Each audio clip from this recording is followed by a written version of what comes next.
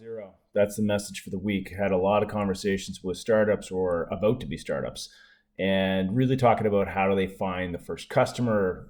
They might have the first customer, might be in the pilot phase, and trying to figure out is this indeed our ideal customer profile? Are we doing the right things? How can we scale this customer set? How do we get to the next customer? And some of that is jumping ahead. It's really the focus of the feedback I gave all 5 of these conversations I had this week was hyper focus on that first customer. And that first customer might be 5 or 6 customers, but have them be as identical as possible. Easy example from all my majority Canadian audience here. It's like, get all 5 banks. They're all the same.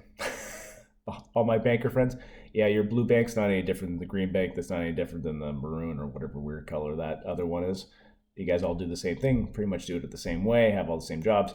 So delivering a service as a startup into that customer set is going to give you real, I know how to deliver to a Canadian bank really, really well, and you know what customer success looks like for that Canadian bank. And if you get one of them, the other 4 or 5 of them will most certainly take your call. If you know, I made this success for this director, this VP of this at this bank, the other 4 or 5 people who do that same job at the other 4 or 5 places that are taking the call.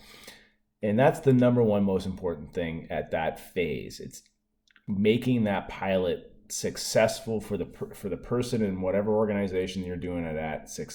Create that successful outcome for them. Make that champion a star. Look at the thing I did. I sponsored this startup company. They came in, they delivered, they got this job done for us, created this outcome for our organization, and that's a successful outcome for whoever championed that. Whatever VP, director, manager, CEO, whoever championed you in there, you got to make them successful. And the tension there is balancing the customizing the product, customizing the service directly to servicing their needs and taking your eye off there's 85 other companies and 85 other VPs that look just like this. We want to be able to service them, so we can't just do it exactly like that. So you got to be really tight in terms of how you control the experiment that you're running there. But you got to create a customer success story, because that customer success story will get you the other 84 meetings. That is the next step in the phase. So you got to do this unscalable thing of, I'm going to service this one customer super well. I'm going to understand what we're doing for them really, really well, so you can translate it to the next cohort of customers that do the same work and want to create the same outcomes. And even and then don't even worry about going adjacent to that. Like that is the only addressable market you need to worry about. Is like, I service Canadian banks. You got 7 or 8 more logos, work your way through them, then worry about American banks or worry about community banks or whatever else it might be. But you got to be really tight on nailing that first cohort and have it be as precise and hyper-focused as possible to be successful.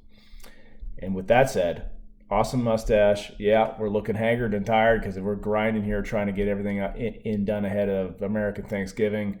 Got some customer delivery to happen next week and customer success to produce. So we're really working on a PA day here with the kids and the mess all happened behind us. So I hope you guys had a great Friday, had a great week, and are chugging along into a big sales week next week.